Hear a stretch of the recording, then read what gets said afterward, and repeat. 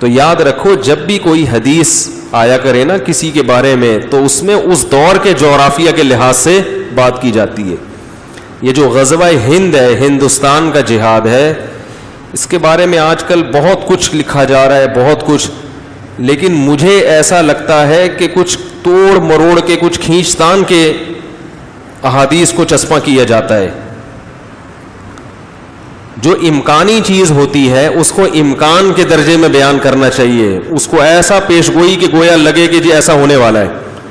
پھر جب نہیں ہوتا تو لوگوں کا ایمان داؤ پہ لگتا ہے.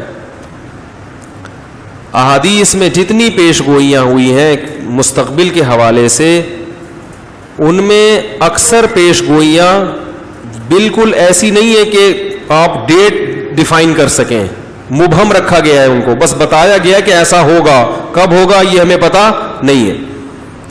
اور کچھ پیش گوئیاں تو ایسی ہیں کہ جو ایک دفعہ پوری ہو چکی ہیں, اب دوبارہ بھی وہی پیش گوئی ہوگی کہ نہیں ہوگی یہ یقینی طور پر ہم نہیں کہہ سکتے.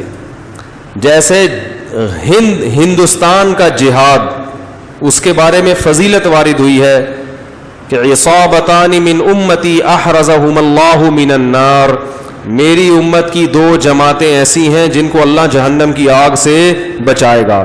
عصابۃ تغزو الہند, ایک وہ لشکر جو ہندوستان پہ حملہ کرے گا, وعصابۃ تکون مع عیسی ابن مریم, اور ایک وہ لشکر جو حضرت عیسیٰ کے ساتھ مل کر لڑائی کرے گا. اب ہندوستان کا جو جہاد تھا اس میں جب حملہ ہوا جن لوگوں نے ہندوستان پر, وہ اس فضیلت کے یقینی اہل ہیں.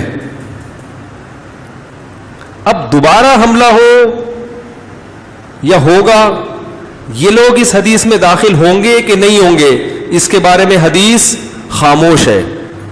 تو اب اس میں اجتہادی رائے ہے, کچھ کی رائے ہو سکتی ہے کہ ہوں گے, کچھ کی رائے ہو سکتی ہے کہ نہیں ہوں گے, کیونکہ ایک دفعہ جو اصل پیش گوئی تھی وہ پوری, بولو بھائی, ہو چکی.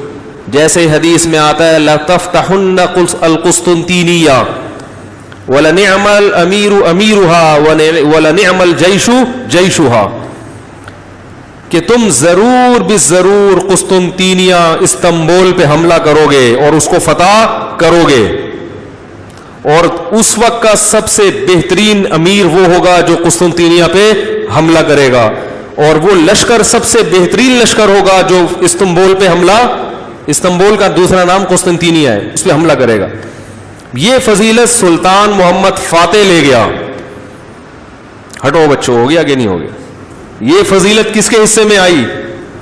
سلطان محمد فاتح کے, کیونکہ استنبول کو فتح کرنا آسان کام نہیں تھا. ہم نے تو لائیو کوریج کی تھی نا وہاں سے, 1000 سال سے وہاں عیسائیوں کی خلافت قائم تھی, صحابہ گئے, تابعین گئے, تبع تابعین گئے, کوئی بھی فتح نہیں. تبھی مشکل کام تھا, تبھی تو نبی نے فضیلت دی, اور اس کی لوکیشن ایسی تھی جغرافیائی لحاظ سے کہ یورپ اور ایشیا کے درمیان. تو اتنی بڑی دیوار کو فتح کرنا اور پانی پہ, خشکی پہ کشتیاں چلانا, تو یہ فضیلت کس نے حاصل کر لی؟ سلطان محمد فاتح نے. اب اگر دوبارہ استنبول پہ ضرورت ہوئی جہاد کرنے کی تو پھر یہ فضیلت اس دوسرے کمانڈر کے حق میں یقینی, بولو بھائی, نہیں ہے, کیونکہ اب وہ بات تھوڑی ہوگی. پھر اس کو ہم ویسے ہی کہیں گے کہ بھئی جہاد کی علی الاطلاق فضیلت ہے کہیں بھی ہو. دوسرا, اس بیس پر بلا وجہ استنبول پہ حملہ کوئی کرے, یہ ہو رہا ہے آج کل. میں آپ کو بتا رہا ہوں, احادیث کو جس نے جو کرنا ہوتا ہے نا اس کو اپنے مطلب کی حدیث مل جاتی ہے. اب اگر اس حدیث کو بنیاد بنائے کوئی جماعت بن جائے, کوئی تنظیم لڑکوں کو جمع کرے, آؤ ترکی پہ حملہ کرتے ہیں, کیونکہ ترکی میں بے حیائی بہت ہے. لوگ کہیں بھائی طیب اردگان کوشش تو کر رہا ہے, کہہ رہے یہ کوشش یہ سیاست کی کوشش ہے, یہ اچھی کوشش نہیں ہے, سیاست سے کچھ نہیں ہوتا, اصل تو جہاد سے ہوتا ہے.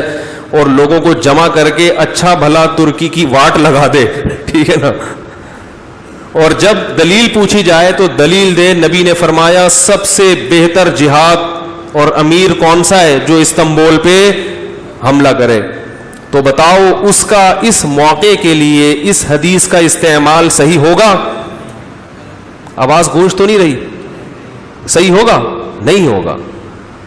ہم گراؤنڈ ریئلٹی کو دیکھیں گے، بھئی اس لڑائی کا فائدہ ہے یا نقصان. چند اسلامی ملک رہ گئے گنے چنے جن میں تھوڑی سی پاور ہے، آپ نے انہی کے خلاف لڑائی شروع کر دی اسلام کا نام لے کر. اسباب کی دنیا میں آپ کے لیے فتح کی امید نہیں ہے تو اس سے بھی جائیں گے.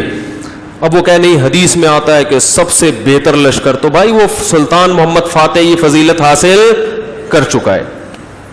اب آپ کو زیادہ فنٹر بننے کی ضرورت بولو بھائی نہیں ہے.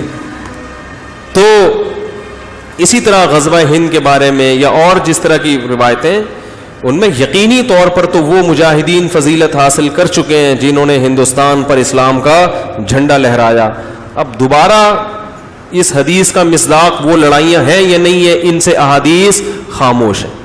تو اس میں یقینی طور پر اس فضیلت میں داخل کرنا یہ